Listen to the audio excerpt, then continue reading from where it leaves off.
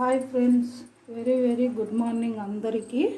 ఈరోజైతే గజరాజు ఉప్మా రవ్వతో గోధుమ రవ్వతో ఇట్లా బెల్లం పెరుగు ఈ రవ్వ కలిపి నానబెట్టుకోవాలి. ఒక అర్ధగంట నానబెట్టుకున్న తర్వాత ఇట్లా మిక్సీకి వేసుకొని దోశ వేసుకుంటే చాలా బాగుంటుంది.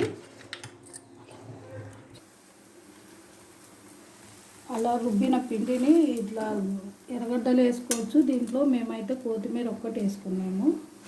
ఇట్లా బెల్లంతో కూడా ఇట్లా పిండిలో రుబ్బిన తర్వాత ఇట్లా బెల్లం నీళ్ళు కలుపుకునే స్వీట్ దోశ తయారవుతుంది. ఒకటి స్వీటు ఒకటి హాట్ అన్నమాట. ఇట్లా బెల్లం దోశలు వేసుకున్నాము.